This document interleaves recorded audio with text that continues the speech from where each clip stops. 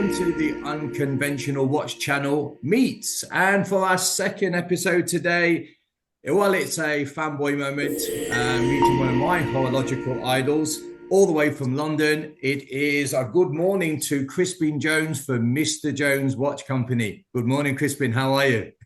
Morning, I'm good. Thank you. Thanks so much for having us. And Really thank you so happy to much be for here. being here. Right, well, let's start as we mean to go on. For anyone not familiar with Mr. Jones Watches, tell us who you are as a watch company. Sure thing. We're a watch company that was I founded in 2007. Like our thing is that we really make just very different looking watches from more conventional brands. So our main thing is really that we do sort of pictorial images for the watch faces where there are two elements in the image that you read the position of to tell the time. So our most well-known watch is called A Perfectly Useless Afternoon. And in that watch, there's a man who's sitting in a swimming pool in a sort of rubber ring, and his foot points to the hours, and there's a rubber duck that's going around the edge that points to the minutes. So we're just a more playful way of showing the time. And I guess the other thing that's really unusual about us is we do all of our printing and assembly in-house here in London. And yeah, we're really skilled at that now. We're really proud of the kind of quality that we produce. Absolutely. And also you're quite an ethical company in the packaging that you use. Your staff, you pay a London wage, you have benefits. So a good company to work for as well, I do believe. Yeah, sure. I mean, like, I guess I'm just not a nasty enough person to be exploiting people that hard. Like, but also I work very closely. Like, I'm in the workshop every day. Like, I'm around these people. I want them to be happy. They're really skilled, talented individuals. I'm really proud to work with them, and of course, I feel like they should be paid fairly. And yeah, we try to pay as much as we possibly can. Absolutely. Yeah. So you don't have young children now up the chimneys and making them while you oversee No. them. Those days have gone for you Yeah. people who have I those mean, sadly, days of London. yeah. Yes. Yeah, no, no. I guess like one of the big turning points in the company was when we went from me designing all the watches based in London and then getting them all manufactured in Hong Kong, China, Mm. to in 2012 we started to do some sampling in house because I'd visited the factories by then. So I started the company in 2007. 2011 was the first time I traveled over to Hong Kong to Shenzhen to visit the factories. And when I was there, I saw the pad printing machines for the first time, which is the little printing technology that is used for watch dials, like a technology developed by the Swiss at the end of the 19th century, specifically for printing watch dials. But my background is in fine art, and I love machinery and I love making things. And so seeing a pad printer, which was the ones that I saw in the factory were like tabletop size machines, and they've got really nice like pneumatic action where they do the printing. Like it is really similar to screen printing, which I'd done when I was studying fine art. And I guess I was just really captivated with the idea that we could do some of that ourselves. Like I was always really happy with the production quality we got from the Chinese factories. My frustration was always the lead time. Like I'd do a design and I'd send it off, and then it'd be 8 to 10 weeks, and I get a sample back. My thinking originally was, and actually, sorry, 8 to 10 weeks, then we get a sample back, and then we'd make some minor revisions, or we'd say, yeah, go ahead. And then we wait another 8 to 10 weeks for production. I thought maybe we could cut out that first cycle if we did the sampling in house because we could get the design perfect and then just go straight to production. But what we learned quite quickly was like pad printing, you lay down one color at a time. So if you've got five colors on a design and you get to color four and you make a mistake, well, you don't want to start from scratch. So you always print a lot of components because you need a bit of sort of redundancy in there, just security, really. So we started off thinking we might as well assemble these and do what we call micro editions. So we started off doing editions of 25 pieces that were printed and assembled by us in London. And gradually over time, we upped that to sort of 100 piece we'd do limited edition runs of. And then at a certain point, we had this sort of thing where limited edition watches were printed and assembled in London, and then main collection was made in China. And that was kind of confusing for the customers because the customers had this perception that made in London limited edition is really good. Main collection made in China is lousy and like rubber. if I'm honest, in the early days, the reverse was probably true. The Chinese were much better at the printing process than we were in the early stages. But it was just confusing as a sort of story to tell the customers. So at a certain point, we switched over and we just said, we just do everything in-house, all of the printing, all the assembly. Um, but yeah, and that's kind of when the shift happened. Sorry, I'm like losing. I started this because you asked about the people. Yeah. Like that was when we shifted from like me and a sort of admin team of staff to more people who had similar kind of backgrounds to me, like fine art printmakers or people who studied jewelry making. They were really the people that we hired to do the printing and the assembly.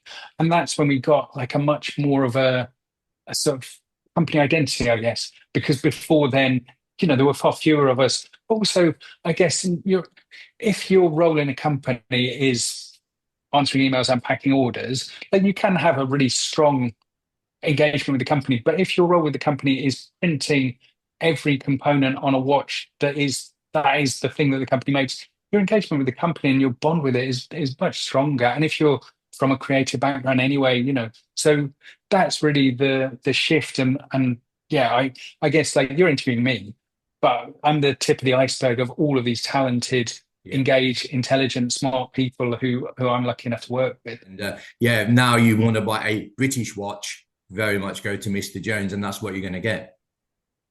Yeah, I mean I guess that's one of the real shifts. If I look back to 2007 to now, or even like I think it was 2021 when we were setting up the Association of British Watch and Clockmakers.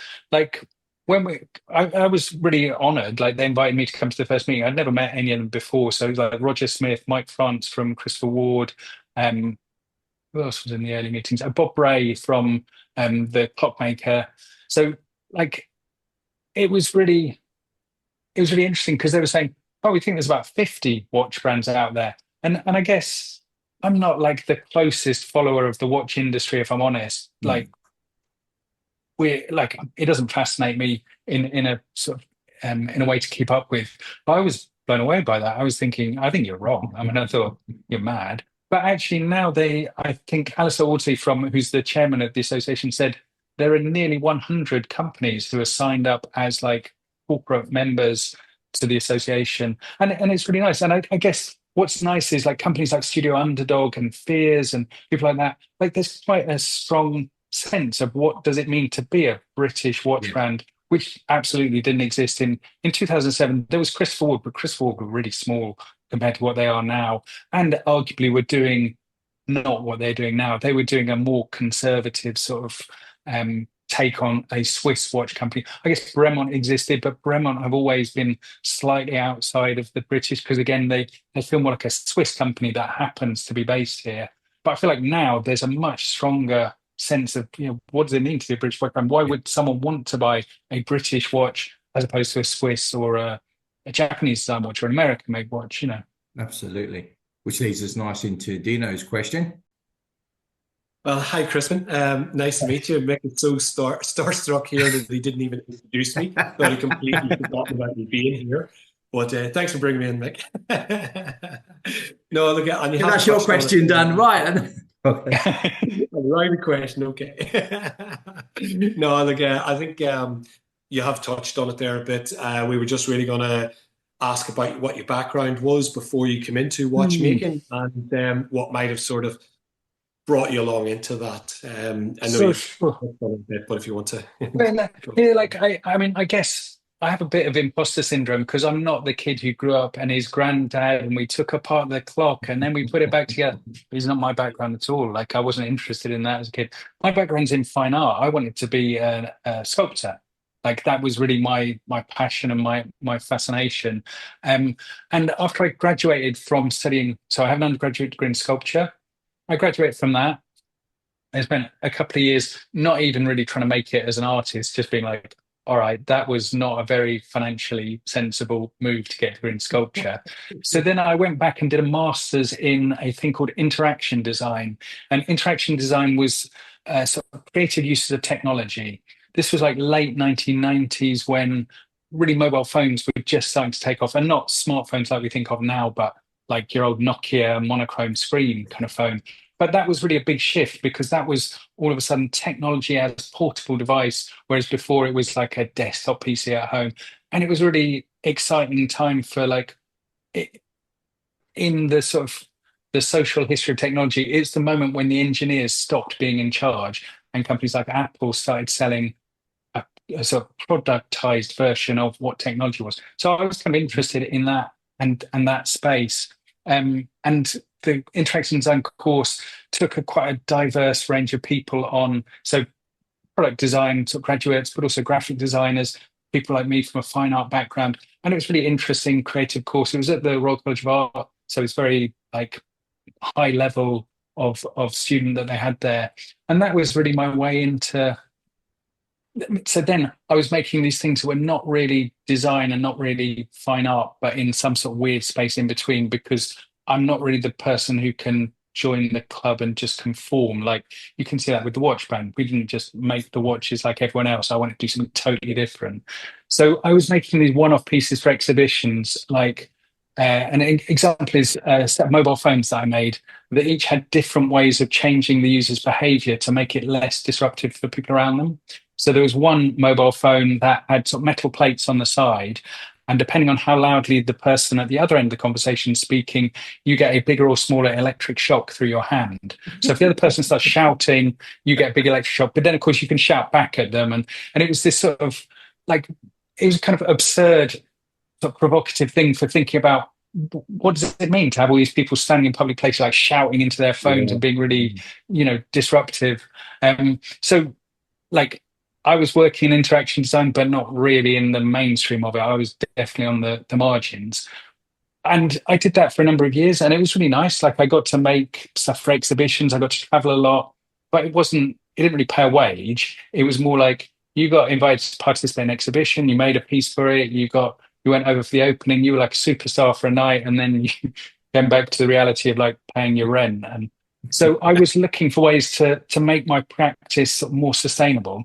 And I thought I'd actually made a set of watches that were, again, like the mobile phones, quite provocative objects for thinking about what that bit of technology, like the watch, means socially. So, for example, there was one watch with a built-in lie detector. So if you're lying, it flashes. And so the people around you can see if you're lying. So rather than it being a watch that, embodies your social success and your taste and stuff, it was more telling other people like how truthful you were.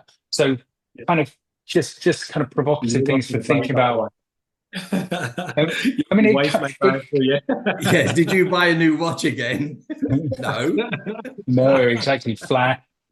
But that's what was that was really my interest. Like, what would that mean if you did have watches like that? Like, it's kind of interesting. And like, there used to be this telephone that was sold with a built-in lie detector. It was like a voice stress analyzer, so you could see on like an old-fashioned landline phone. So it would flash if the person was lying, which was a fascinating object. Like, wow, what would that mean if you were speaking to your mum and it started flashing and she's lying? You're like, oh, it's a world of complexity.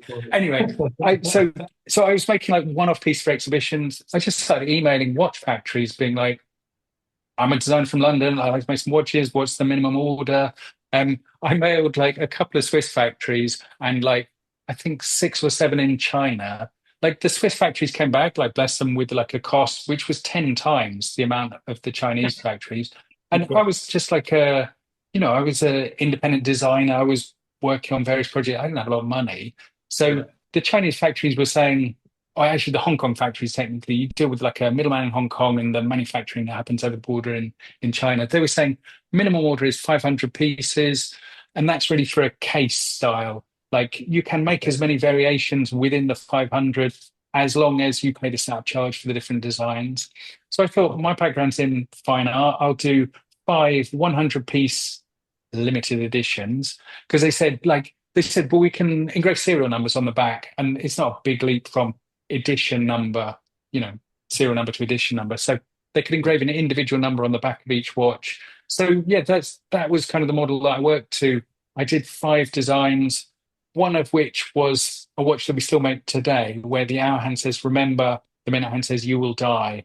It's called the Accurate. And it's like, it's kind of part of that provocative thing of thinking about what what role does the watch play? So in April, no, I April, I got the first samples from the factory, but I'd read this thing that Nintendo, the video game company, always looked for auspicious numerical dates to release key products. It was 2007. So I thought, okay, the official launch date of Mr. Jones watches will be 7707. That's super auspicious, like nice, and it's memorable. So I released, I had a kind of mailing list of people from the exhibitions I'd done, but I just set up a website, sent out an email, I got these watches. And I thought, I mean, the investment from my side was not so much that I'd be destitute if it all went bad. I thought worst case scenario, I just got a whole bunch of watches that I'll have to sell off like cheap on eBay over time, or you know. Didn't you start with 7 designs originally in 2005, and then you had 5? Is that correct? So you're the proper, you know, the proper history. I got the book like that was the designs that were for the exhibition. Yeah. So this was, so it says Mr. Jones watches on there, and this is from 2005. But this is the watch with the lie detector built in. So it had like an LED display, and it had these finger cuffs that it would sense whether, like, it's sensing galvanic skin response, so like how much you're sweating. It's not a perfect lie detector, but it's a kind of indicative thing. Yeah. And if you have particularly dry skin, then yeah, you might be able to fool it. But this was one of the watches that this flashed up the time, and then also the text, "Remember you will die." But you can see from the objects, like, they don't look anything like, they don't look like real watches. Yes. What they are really is kind of props for a video, and they worked, but they're props for a video for like talking about these things, and they sort of deliberately don't use any of that design language of a watch because I don't want to get involved in that debate. It's a bit of a like critical design conceit, like pretending they're not real watches in order to talk about real watches. Like, anyway, that's not something you can sell to people, like a watch that looks like a Lego brick or something. So they were redesigned to look like real watches. But you're right, there were 7 in this original series. And out of those 5, so it was the Accurate that obviously you can still buy today. So ones like the Decider, did they just fall along the wayside because they didn't sell, or the mantra, so to speak? Well, okay, so what happened was 100 pieces of each, 5 designs. What happened quite quickly was the Accurate sold out. I thought, great, now people start ordering some of the other 4 because I saw quite a lot of them left. But what happened was they kept emailing me saying, when are you going to make more Remember You Will Die watches? I was like, well, I mean, in my mind, I thought 5 watches, 500 pieces, that is Mr. Jones watches. That's all it will ever be. And next year I'll do something else. But I thought, well, there's nothing to stop me reissuing the Accurate and making it part of the permanent collection. Like, it's a joke. There are 5 watches, I'm talking about the permanent collection. But as a way to sort of explain the difference between the two, it worked quite well. So the Accurate, the Decider, and a watch called the Mantra all sold out reasonably quickly. So reasonably quickly was by, I think, September, October of that year. So they released in June, sold out by then. So pretty good. I was pretty happy.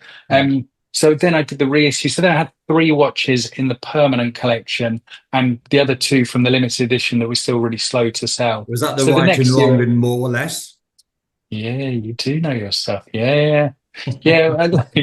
More or less took like 2 years to sell through the 100 pieces, something like that. Yeah. Actually, like, funny story about that, or not funny, but like interesting bit of insight. I'd originally wanted to work with an artist to do 2 of the designs. I'm not going to name him here he was an artist who was represented by a gallery that a friend of mine had started, and he was all like, yeah, cool, I'll do it. And he did quite text-based pieces and stuff. I was like, cool. So I thought, I need to design 3 watches, and then he's going to design 2. Cool. And then, like, it'd be nice because also then I can leverage a bit of his profile and stuff. And then he just got cold feet on the project towards the deadline. So I had to quickly design another 2, which was those 2 that didn't really sell because they were done in kind of a rush. So anyway, the next year I thought I'd do another 5 designs, 100 pieces of each, limited edition.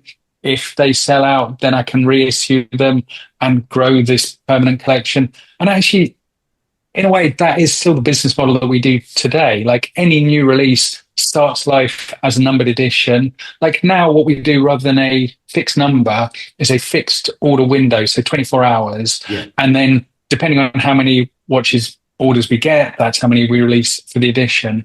And that really came about because we got to the point where 100-piece limited editions would sell out. I think the record was 32 minutes.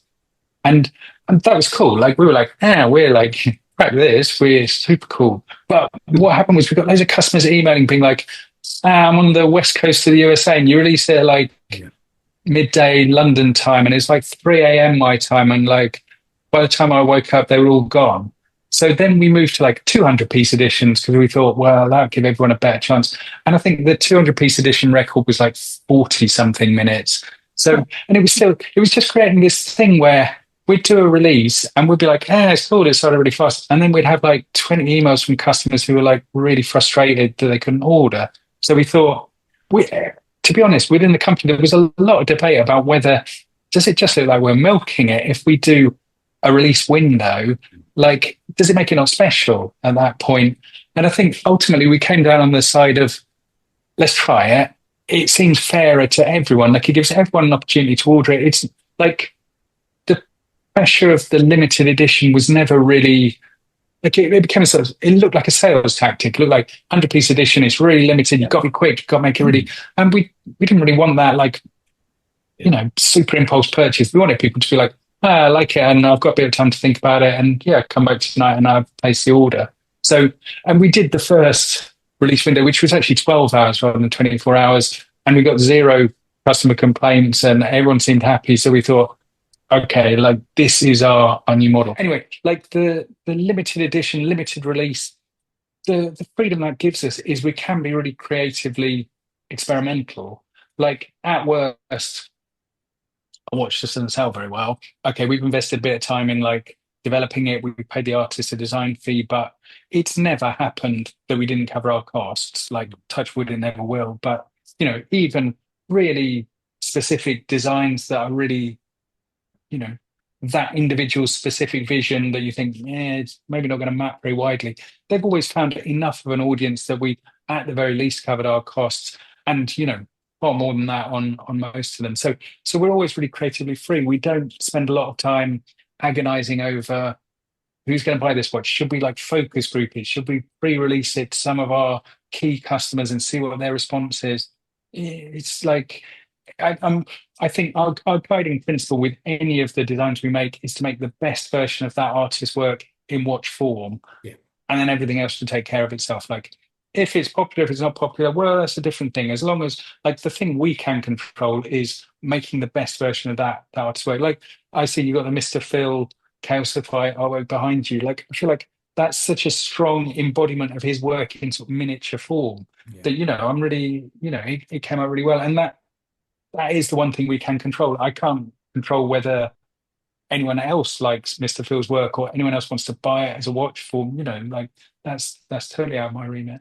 I'm on a couple of forums and there are some watch companies and it's a really fascinating point that you raised because some of them, the scalpers have them before we even, wake up or you can get hold of them. This 24-hour window from the forums I'm on, it's one of the reasons why we love this company so much, because I think you've got a chance. All right, you snooze, you lose. If I'll get it tomorrow, then that's fair enough. But it's not like you don't have a chance to get a Mr. Jones watch.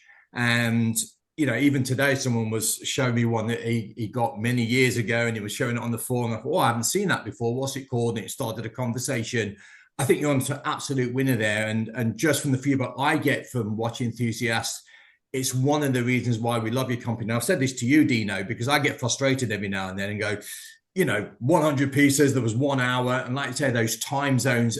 And it causes some people can get quite irate with a watch company and you feel a little bit let down. Especially if you're there at the beginning and you've been with them all these years and, you pick up a piece every few years and you haven't got a chance. And then suddenly it's double the price on eBay. Yeah. No, to be honest, the customer service team here are really strongly against resellers and really take steps they track, because I mean, I'm giving our secrets away here if the resellers are watching this, but because the watches are like numbered, we can track who ordered it, and then we can just decline their orders in future and just be like, and I'm always like, you've got to be a bit nuanced on that, because what if you buy something and you're like, actually, I don't really bond with it, and I've worn it a few times, so I don't really feel like I can send it back, but I just want to sell it. That's totally fine. Like, I don't have any problem with that. It's someone who's like bought a watch specifically because they think they can resell it for more online. I hate that. Like, we're not having that. So yeah, it is more the customer service team who are really on it, are really like monitoring eBay in the like week after release to see if there are people. And to be honest, they really stamp down on it. Like, there's very few now. It used to happen much more in the 100-piece editions or 200-piece editions, because then it was much more sort of limited. Now, obviously, your name is Crispin Jones, hence Mr. Jones Watches. But I mean, did you have any other ideas before? Because you must have, debated this, like, Crazy Dude Watch Company or Bonkers Watches, because quite frankly, any of those would have fitted. I mean, I love this question. Like, I've done quite a lot of interviews. No one ever asked me, like, what were the alternative names for Mr. Jones Watches? I was thinking about, so when I studied the interaction design course, there was a graphic designer on there who was like in the same class as me, called Joe McLeod. And he had a website domain called Mr. McLeod that he used for all his freelance graphic design work. And I always thought, that's got like a really nice ring to it. So when I graduated, I registered mrjones.org as like my domain for my freelance stuff. And kind of when I was coming to, so that was in 2007, the watch release. Actually, 2005 was that initial series. It was kind of there was no like alternate brand names thought about. It was just, I have the mrjones.org domain name. mrjoneswatches.com is like available. It kind of is the thing. But I do love your alternate suggestions. What was it? Bonkers Watches. Bonkers Watches. Because some of them are bonkers. Let's be honest. You've got to have a certain mindset to come up with some of these designs, which is brilliant. For sure. And I guess we would say on that, like, there's so many people who don't feel catered for by mainstream watch brands, who are like, it's not for me, it's not my style. I don't like. What we really go for is that individual who's like, wow, I never saw a watch like that. That's so me. That's perfect for me. That's really powerful. That's really like a nice thing. I would say, in a way, the watch world is quite easy compared to, say, we wanted to do fashion, or say we wanted to do footwear, like trainers. So hard to make something that looks different in that space, because all of these companies so experimental, creative, trying different things, seeing what like lands. The watch world is so dominated by like half a dozen Swiss brands who make a core range of like a couple of watches each. And like, if the Swiss watch industry was mapped to the footwear industry, there'd be like 7 types of shoe, and 2 of them would be brown leather. And do you know what I mean? Like, it would just, it's weird. Like, the watch world is quite unusual in that respect, in being so like narrowly focused. I guess, but going back to what I was saying about like British watch brands and like people like Studio Underdog, you see come along, do something like very different from us, but just really creative and different, and they're doing so well with it, because all of those people who buy into Studio Underdog are like, yeah, cool, like there's something that speaks to me that those other brands just didn't really. Yeah, the watermelon, a bit like A Perfectly Useless Afternoon. They're just 2 iconic watches, aren't they? And and going on from that there, I think just what you're saying, I think the micro brands, they've just taken off in the last how many years. And you are seeing a lot of different watches now, because like when I'm picking up watches, it was what type of dive watch or what type of pilot watch did I want? Yeah. And I still do have a few of those, but I'm really enjoying what the micro brands are bringing to it. Is that because you do have that smaller sort of field that you're working in, and you can do whatever you want because you're beholden to yourselves. So it's really cool. I like that. I guess it's what like website technology has facilitated. Like, even if you went back like to 2000 and you want to start a micro watch brand, or actually you look at the Christopher Ward origin story, which so their first thing was taking out an advert in the Independent on Sunday magazine from mail order thing. Like, now that seems like, what are you talking about? Like, you go online, or you do a Kickstarter or something. Like, but that was the world that existed then. And yeah, if you were a micro brand. Like Chris Ford started with, they were smart business people. They knew what they were doing. Like the micro brand world, like, yeah, if you're an individual who wants to design some watches, like now it's so, yeah, the world is kind of open to you. It's amazing. World, isn't it? Yeah. Leading on from that, now I'm not as big a stalker as Mick is, but I read an article recently where I think I'm going to get it wrong, so I'm not going to say it, but they went around to your studio and noted that you had quite a few designers and maybe only one watchmaker, I think, in there. And so we were sort of thinking, is this something that just happened more organically? I know you touched on it earlier a little bit about bringing designers in, but is this something that as you built your company, it grew organically, or it was really what you were wanting to do to say, we're designers here rather than watches? We'll put the watch with it, but really we're about the design. And is that path that you wanted to go down? I mean, I guess there's a few things there. Like, okay, one thing is there just isn't the native watch industry that we could tap into. Like, so it wasn't really like we couldn't hire any print technicians who'd worked for watch brands before, I guess, unless we went to Switzerland and then paid for them to relocate. Because this don't exist. There's no one else printing watches here, or even really doing assembly. Like there are watchmakers in the UK, but watchmaking, as it's normally thought of in the UK, means watch repair. It doesn't mean watch fabrication. But I guess another thing is, say we wanted to go down the sort of handcrafted watchmaking route. Okay, then we're fighting the Swiss head on. And the Swiss are pretty good at that. Like, or not even just the Swiss, but like that whole world of sort of handcrafted horology. Like, I admire that. I love that world. Like even the stuff Roger Smith does, obviously he can do it in the UK, in the Isle of Man, but that's a pretty high, but like we'd be like studying and honing our skills for 15 years before we release our first watch. It's not, and also then we're against the world of like really talented craftspeople who've dedicated their whole lives to that. They're the ones who grew up with granddad like taking apart the alarm clock. So, but we do have now one. So I think the article was referencing something that I say to people who come, that there's up until about 18 months ago, we didn't have anyone in the company who had ever studied horology, apart from like I'd done evening classes, or we had some people who'd done the British Horological Institute distance learning course.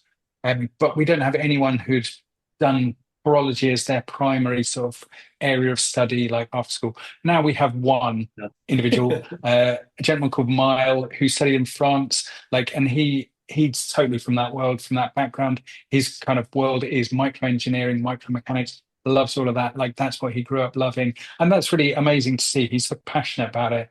And he's working for us on some quite specific things that hopefully we'll have out next year. But yeah, so Miles kind of like ruined that. We don't have any watchmakers here. Mine's Oh. So in part two, we will come back and we'll see Stanley because he's going to make a guest appearance. And then we'll see you in the next episode.